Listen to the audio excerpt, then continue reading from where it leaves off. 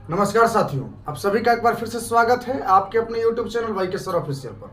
दोस्तों, कल जो चीज़ें सिलेबस, आपको पता है कि कल बीपीएससी ने सिलेबस जारी कर दिया गया और सिलेबस में कल जो चीज़ें क्लियर नहीं थी, आज वो चीज़ें क्लियर हो गई है। तो उन चीज़ों की मैं जानकारी आपको इस वीडियो के माध्यम से आपको दूंगा। उसके अलावा मेरिट निर्माण की प्रक्रिया कैसी होगी, कैसे मेरिट निर्माण होगा, उस पर बात करेंगे।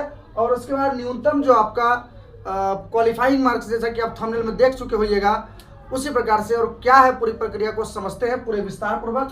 और अगर अभी तक आपने सिलेबस वाला वीडियो अगर नहीं देखा है तो आप जाकर इस वीडियो के डिस्क्रिप्शन में उस वीडियो का लिंक है, आप वहाँ जाकर पहले पूरा सिलेबस को समझ लीजिए और उसके बाद इस वीडियो को देखिएगा, तो आपको चीज़ें ज़्यादा समझ में आएगी। साथियों, सिलेबस में आपको हम हिंट देते हुए आपको पूरी प्रक्रिया को समझाएंगे। बन रही आप हमारे साथ अंत तक। और यदि साथियों आप हमारे चैनल पर नए हैं तो चैनल को सब्सक्राइब करके बेल आइकन को जरूर दबा लीजिए, क्योंकि यहाँ हर चीज़ का विश्लेषण सबसे आसान भाषा में किया जाता है। साथियों, आइए एक एक करके शुरू करते हैं। साथियों, आपका जो एग्जाम होगा वो 250 अंकों का आपका पूरा एग्जाम होगा। उसमें सिलेबस दो भाग में होगा, भाग 1 और भाग 2। दो भाग में होगा। भाग 2 150 अंकों का होगा, जबकि भाग 1 100 अंकों का होगा। ये बात आप कल के वीडियो में जान चुके हैं, लेकिन फिर भी जो नया साथी है उनके लिए मैं हल्का सा सिर्फ बता देता हूँ। भाषा में जो है भाग 1 में आपका भाषा होगा, जिसमें आपको अंग्रेजी 25 अंकों का अनिवार्य होगा। उसके अलावा हिंदी, उर्दू, बांग्ला में से किसी एक भाषा को आपको चुन के उसमें आपका 75 अंक का एग्जाम होगा। इस प्रकार आपको भाग 1 100 अंक का देना होगा। उसके अलावा साथियों, भाग 1 के अलावा भाग 1 जो है सभी प्रकार के शिक्षक अभ्यर्थियों के लिए लागू होगा। भाग दूसरा जो है वो 150 अंकों का होगा। इसमें आपको सामान्य अध्ययन, प्रारंभिक स्कूल के लिए आपको सामान्य अध्ययन पूछे जाएंगे। सामान्य अध्ययन से प्रश्न, उसमें कौन कौन से टॉपिक से प्रश्न पूछे जाएंगे उसका जो है कल के वीडियो में मैंने विस्तृत ढंग से बता दिया था। और हाँ साथियों, जो सामान्य अध्ययन का जो महत्वपूर्ण टॉपिक है भारतीय राष्ट्रीय आंदोलन, वो 1 से लेकर 12 तक में है। आप डिस्क्रिप्शन में उसका पीडीएफ डाला जा चुका है, आप वहां से जाके पीडीएफ को डाउनलोड करके तैयारी को शुरू कर लीजिए। दूसरा जो है माध्यमिक, उच्च माध्यमिक के लिए आपको ग्रेजुएशन सब्जेक्ट 100 अंक का होगा, जबकि सामान्य अध्ययन 50 अंक का पूछा जाएगा। कुछ अभ्यर्थी करते हैं मिस्टर मिडिल स्कूल के लिए क्या होगा। मिडिल स्कूल के लिए आपको बता दें कि मिडिल स्कूल का वैकेंसी अभी नहीं आने जा रहा है। 1745 सीटें जो है वो, और बाकी जो चीज़ें हैं कुछ सब्जेक्ट में +2 और हाई स्कूल में भी वैकेंसी नहीं आने जा रहा है। इसलिए आप देखे होगा कोई स्वीकृत पद 1,78,000 था, लेकिन जो फाइनली जो बीपीएससी को भेजा गया है उसमें 1,60,000 पद ही भेजे गए हैं। तो कुछ सब्जेक्ट का स्टेट अभी नहीं हुआ है, इसके लिए वो सब्जेक्ट अभी नहीं होगा। और दूसरी बात साथियों, 100 अंक का आपको जो है कि यहाँ पे जो आप मिडिल स्कूल के जो बात कर रहे हैं, तो मिडिल स्कूल भी जो होता है वो आपको स्नातक स्तर के ही मतलब कि शिक्षक उसमें होते हैं। यानी जो टीचर हाई स्कूल में होते हैं उसी लेवल के टीचर आपको स्नातक स्तर में भी होते हैं, समझ लीजिए। अब देखिए, तो यहाँ समझ गए, भाग 1 जो है कि 100 अंक का होगा और भाग 2 जो है कि 150 अंकों का होगा। 1 प्रारंभिक स्कूल के लिए मात्र सामान्य अध्ययन ही होगा, जबकि माध्यमिक स्कूल के लिए आपको 100 अंक का जो आपका सब्जेक्ट का ऑनर्स वाला पेपर है और 50 अंक का आपका होगा सामान्य अध्ययन। उसके बाद आते हैं परीक्षा पास करने के लिए न्यूनतम अंक क्या होगा। कल के वीडियो में मैंने आपको 250 पर कैलकुलेशन करके बताया था।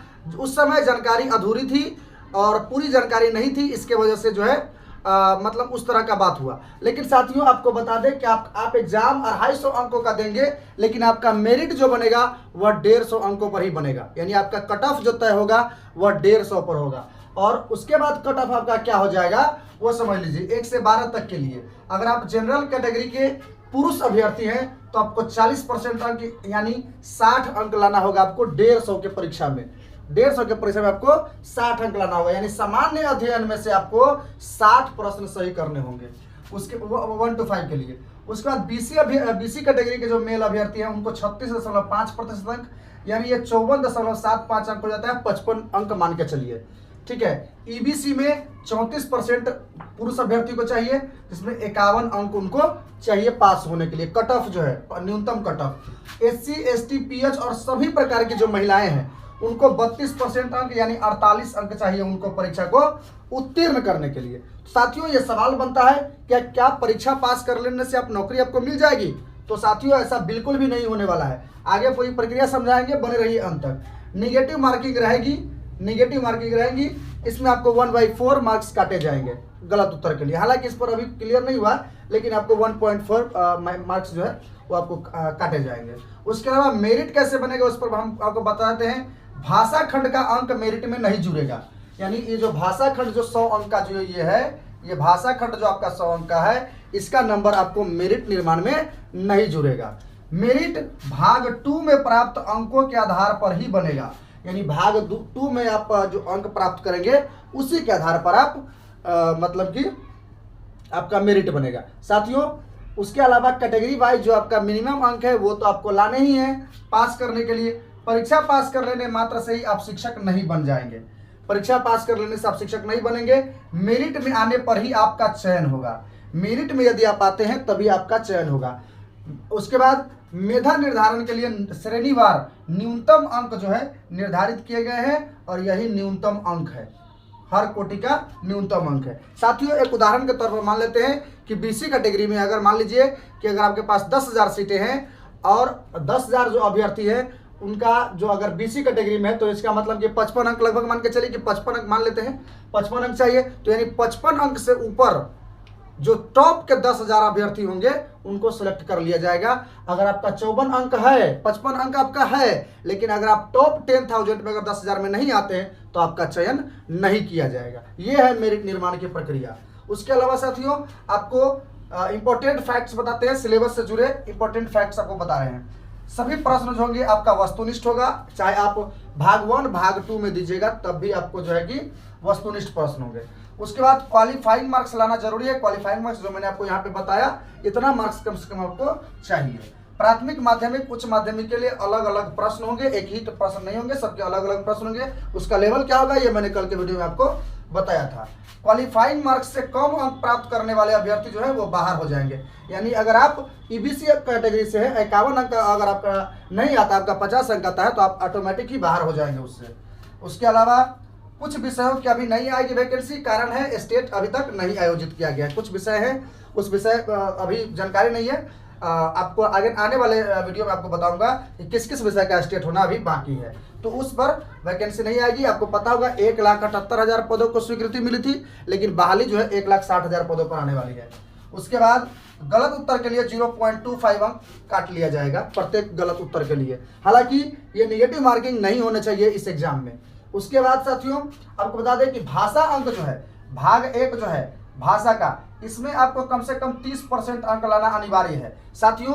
अगर आप भाग 2 में, अगर आप जनरल कैटेगरी के अभ्यर्थी हैं, आप भाग 2 में अगर आपको 60 अंक आ जाता है, 60 अंक आ जाता है, लेकिन अगर आपको इसमें अगर 29 अंक आ गया, भाग 1 में अगर आपको 29 अंक आ गया, तो आप मेरिट निर्माण की प्रक्रिया से बाहर हो जाएंगे, आप क्वालिफाइड नहीं माने जाएंगे। यानी आपको इसमें 30% अंक लाना अनिवार्य है। एक उदाहरण के तौर पर मैं आपको इस चीज को समझाता हूं कि मैट्रिक का जो एग्जाम होता है हमारे बिहार में, तो उसमें इंग्लिश का नंबर देखते हैं, इंग्लिश का नंबर आप पास होइए, है ना, आप उसका नंबर आपको मेन रिजल्ट में नहीं जुड़ता है। तो यही इसी तरीके से इसमें आपको पास होना जरूरी है, 30% अंक यानी 100 में से 30 नंबर लाना जरूरी है, लेकिन आपको उसका अंक आपको इस मेरिट निर्माण में नहीं जुड़ेगा। ये सारे टॉपिक्स थे, ये सारे पॉइंट्स थे। आई होप आपको सारे डाउट्स जो भी थे वो क्लियर हो गए होंगे। और अगर आपको इससे रिलेटेड कोई प्रश्न है तो आप उसको भी कमेंट के माध्यम से पूछ लीजिएगा साथियों। कमेंट के माध्यम से जो प्रश्न पूछे जाते हैं, जो प्रश्न ओरिजिनल प्रश्न होते हैं, ओरिजिनल प्रश्न होते हैं, जरूरत होती है उस प्रश्न के उत्तर देना, तो मैं उस प्रश्न का उत्तर जरूर देता हूं। और साथियों प्रश्न में, कमेंट में कृपया अपने भाषा का ध्यान रखें, क्योंकि इससे मेरा कुछ बिगड़ने वाला नहीं है, लेकिन आपका चरित्र जो है, आपका संस्कार आपके सामने आ जाता है, सबके सामने आ जाता है, क्योंकि यूट्यूब पर सारे लोग आपके कमेंट देखते हैं। इससे आपको आपके परिवार का जो संस्कार क्या है उसका आपको पता चलता है। इसलिए भाषा को मर्यादित रखिए, क्योंकि आप एक शिक्षक बनने वाले हैं साथियों। इस टॉपिक से रिलेटेड कोई भी अगर प्रश्न है तो आप कमेंट के माध्यम से पूछ लीजिएगा। मिलते हैं अगले वीडियो में, तब तक के लिए देखते रहे वाई के सर ऑफिशियल। जय हिंद, वंदे मातरम।